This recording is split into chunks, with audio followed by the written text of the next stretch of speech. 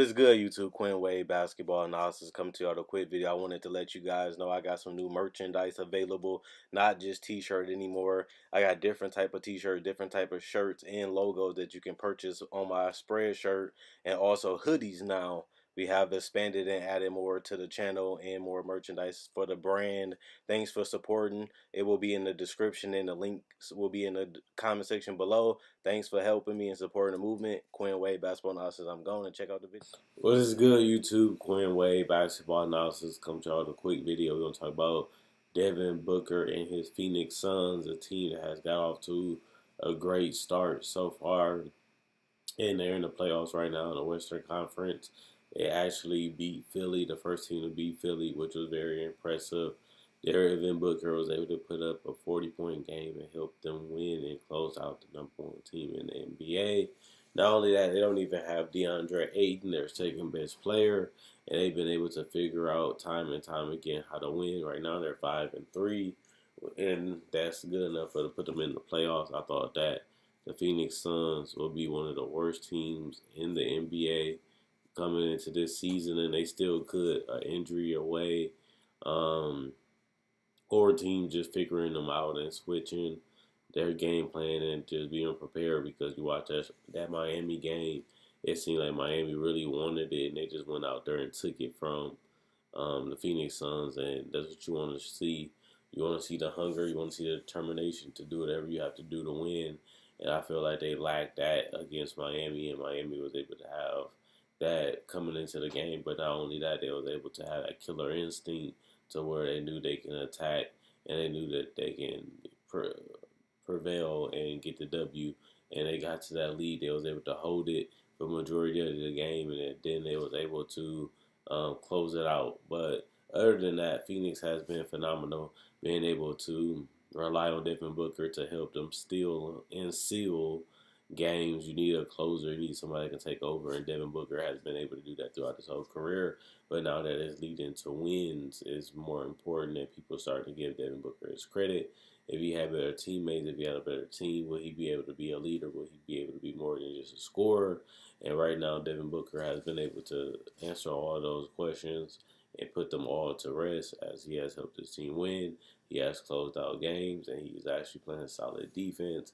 I want to see if that's going to keep up, because the Suns are one of the best defensive teams in the NBA. I know they have Rubio. I know they got Bridges. And I know that they have a coach that's holding them accountable and trying to get the best out of this roster and the best out of this team. But I will say, after this start, I still don't think the Phoenix Suns are going to make it to the playoffs. I think they're going to be more competitive. I think they're going to be more feisty. I think they're going to be more in a grind mode, and they've been able to eke out some ugly W's. But I don't know if that's going to last throughout the whole entire season. This is still over 70 games that they have to play. So it's very, very early to say they're going to make it to the playoffs.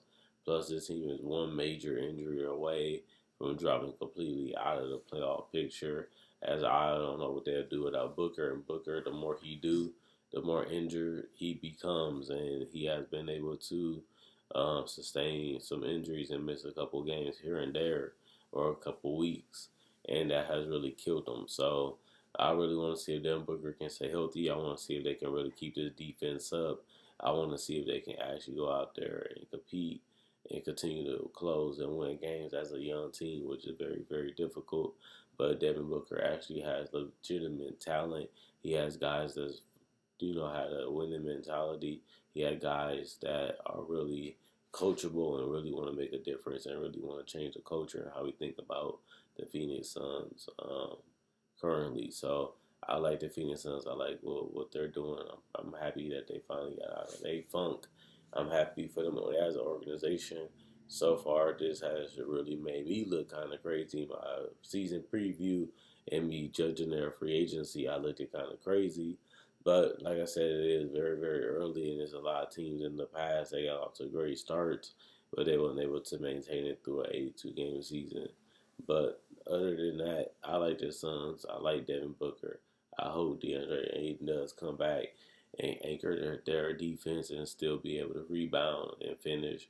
Right now, Aaron Baines has looked fantastic, being able to stretch out the floor, play with a lot of effort and energy, and he has been a real big difference maker. Maybe it was a blessing in disguise to see DeAndre Ayton go down, but other than that, Ayton is still a better offensive player. Baines is a superior defender and more of a complementary player than a guy that wants to be a main focal point of the offense. And I think that has smoothed out their offense so far. So that's a pro for what they have done. Other than that, I really want to see they can maintain the offense. I really want to see can they maintain a defense over a long period of time. So far, they're great, but at the same time they got a lot more work to put in if they really want to be a legitimate playoff team, especially in the Western Conference. As you see, it's a lot of teams that's close to the record that they have, or they have had major injuries, or somebody has missed a lot of time. It's only so much, the Phoenix Suns can really do and get out of this roster. And I think that they have really squeezed everything that they can squeeze out of this roster so far on. And I'm just happy that they're going out there competing, going out there feeling like they can beat anybody and have a chance to win the game. And that's just a confidence and a different mentality that I done seen from last year. I feel like Igor, the guys wasn't playing hard. They really didn't really listen to what he was saying or what he was trying to do or accomplish.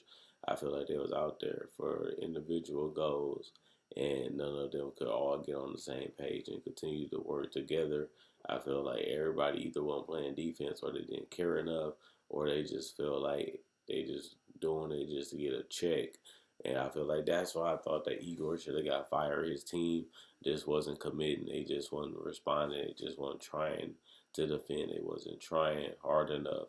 And at the end of the day, that ended up making them a far worse team than what a lot of people thought they would be last year.